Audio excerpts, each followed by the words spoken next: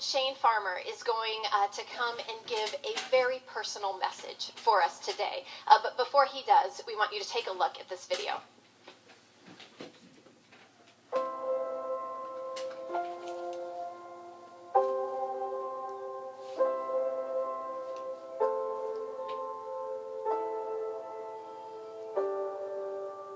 I think when people look at our family, they wonder, like, what's it all about?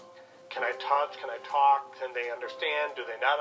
They have to go through all that first, and that doesn't come quickly.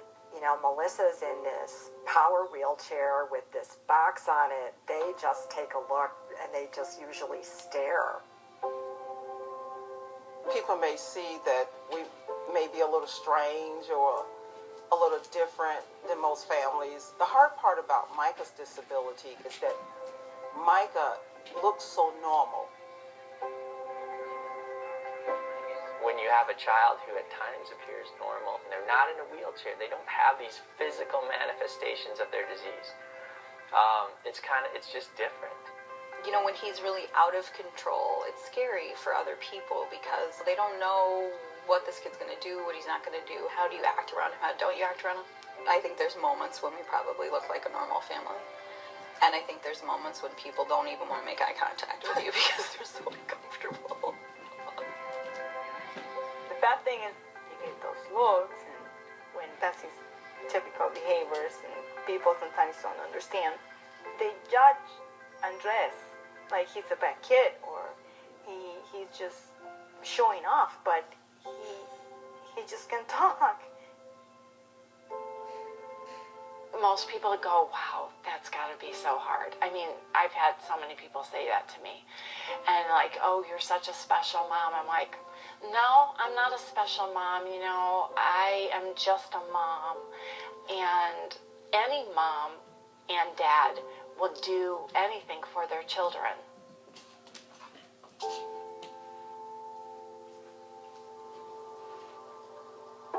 We were both so hurt. I mean, when he was first diagnosed, it was just like this whole, what looks like kind of perfect life just shattered. And it was devastating. Do I wish it was easier? Yes. Do I wish it wasn't this way? Yes. But, I also will do anything for him. So I think it surprises you how much you will do and you can do when you have to do it. The single word for most special needs parents, working or stay at home, is exhausted. Having a child with a disability isolate you so much. With the resources that you have, you spend so much energy and time and money trying to get the kids help, and it's a lot. It affects every aspect of our life you can imagine, but you do get used to it at some point. And it starts to become routine, even though it's difficult.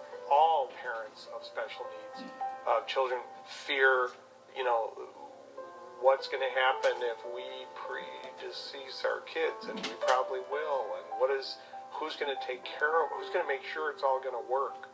I would say before he was born, gee, I could never do that, or I wouldn't do that, or I wouldn't want to do that, or whatever. And I think whatever hand God gives you, I think you just rise up as best you can.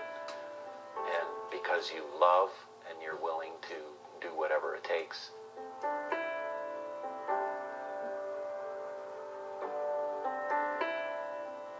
We've often asked each other, or said just out loud, I don't know how families without Christ get through this. Special needs people need the support of their church. We didn't go to church for almost 4 years because we couldn't find a church that had Sunday school that could accommodate him. I was going to stop going to church because I was getting nervous about him. How people didn't know how to really handle him. It was so hard for him to stay in, and hard for us because we have to just be one eye on Andres and one eye at the, trying to absorb something from the pastor.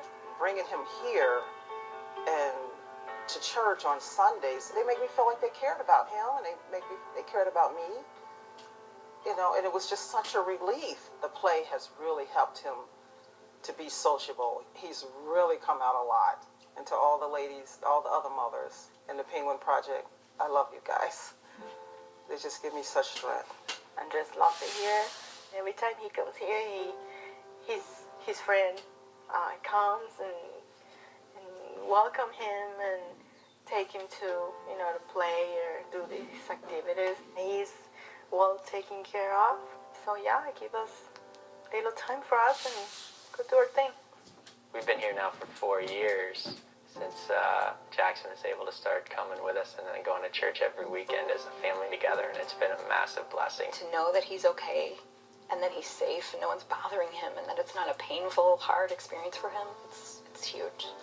And I think we underestimated the loss of not having the support of the church family when you're going through that. By looking backwards, we can see how we've gotten through really difficult times, how God has shown up and given to Melissa or me or to Gary exactly what we needed at that moment is very powerful. It's not easy to have a son that's so sick, but I guess God finally brought me to the point where even though I don't understand why he allowed it to happen, why it did happen, why he's not better yet, whereas some kids I know are, and but I trust him.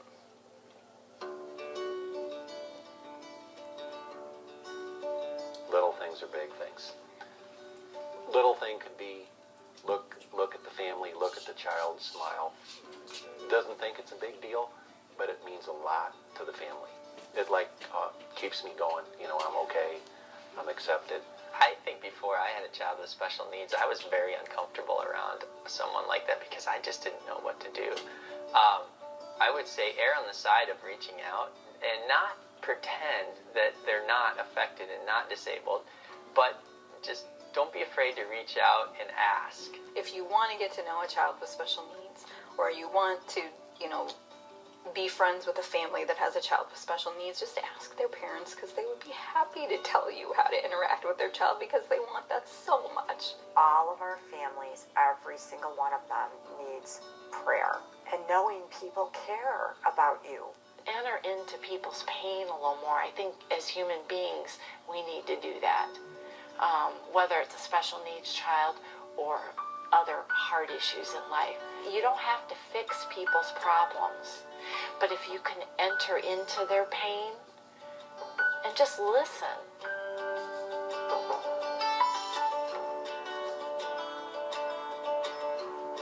It's been really painful.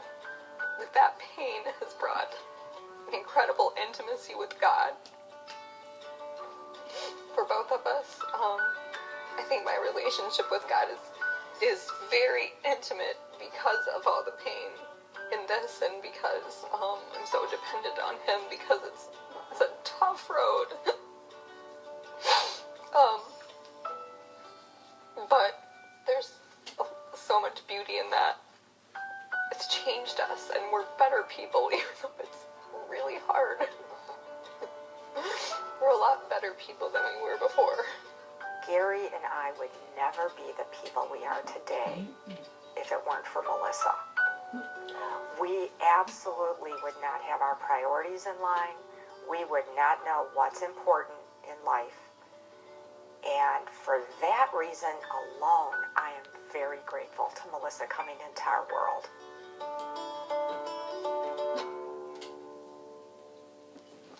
Here we go.